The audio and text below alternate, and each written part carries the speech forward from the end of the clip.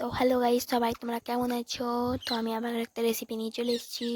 তো আমি তো পুরো বিন্দাস আছি। তো চলো বেশি দেরি না করে রেসিপিতে শুরু করা যাক। তো রেসিপিতে দেখো, আলু কড়াই সিটি দিয়ে দিচ্ছি, প্রেসার কুকারে সেদ্ধ করে নিচ্ছি। তারপরে দেখো রেসিপিটা পুরো বানাই দেখা দিচ্ছি তোমাদেরকে।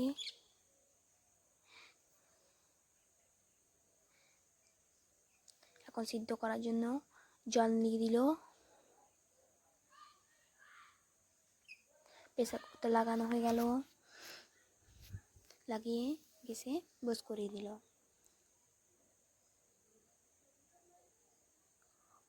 দেখো বস করানো হয়ে গেল, দেখো সিদ্ধ হয়ে গেছে।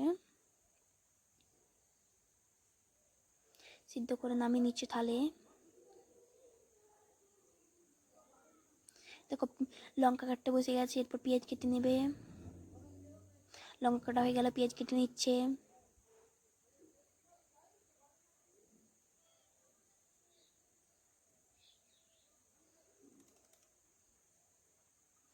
পেঁয়াজটা কাটা কমপ্লিট কিন্তু।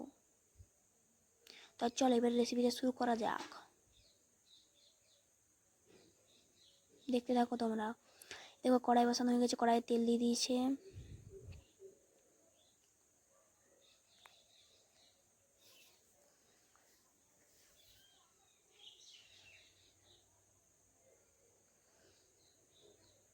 দিয়ে দিচ্ছে লঙ্কা, এরপর দিয়ে দিল লঙ্কা, তারপর দিয়ে দেবে পেঁয়াজ,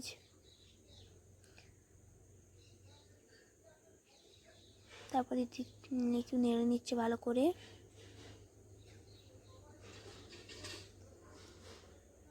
ভালো করে খড়িয়ে নিচ্ছে পেঁয়াজটাকে। দেখো পেঁয়াজটা খড়িয়ে যাচ্ছে, খড়ানো হয়ে গেল। বিলাতিটা দিয়ে দিল, তেজপাতা দিয়ে দিল, মশলা দিয়ে দিল, আদা রসুন বাটা, আদা রসুন পেঁয়াজ বাটা সব কিছু। জল দিয়ে দিল, এবারে ধনে গুঁড়ো জিরে গুঁড়ো দিয়ে দিল। এরপর ভালো করে নেড়ে নেবে, মশলাটাকে কষে নেবে ভালো করে। দিয়ে দিল লঙ্কা কুটো, নুন পরিমাণ মতো, স্বাদ মতো আর কি।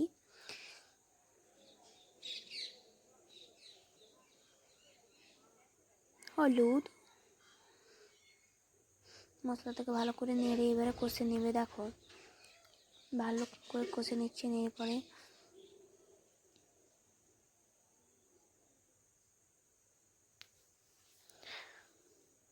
তো কেমন হয়েছে তোমরা অবশ্যই বলবে কিন্তু রান্নাটা দেখে পরে।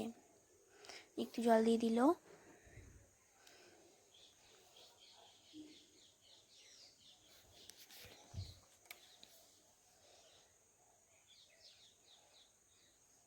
মশলাটা কালার দেখো কি সুন্দর এসছে। এবারে মশলাটাতে ঢেলে দিচ্ছে সিদ্ধ করে রাখা আইটেমগুলো।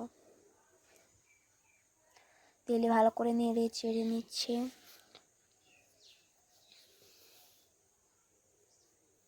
ভালো করে নেড়ে চেড়ে মিলিয়ে নিচ্ছে। তো দেখে কিন্তু বলবে কি রকম লাগছে, তোমরাও একটু দেখে। আলুগুলোকে একটু ভালো করে ঠেসে নিচ্ছে।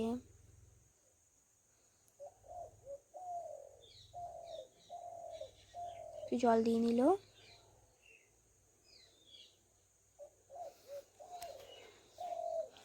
তো চলো আজকের মতো ভিডিওটা এখানে শেষ করি, আজকের মতো ভিডিওটা এখানে শেষ করছি। তো আবারও একটা নতুন ভিডিও নিয়ে দেখা হচ্ছে তোমাদের সঙ্গে। তো দেখে কিন্তু তোমরা অবশ্যই বলবে কীরকম হয়েছে। তো চলো আজকের মতো এখানে বাই ফ্রেন্ড সকলকে, বাই বাই, টাটা সবাইকে।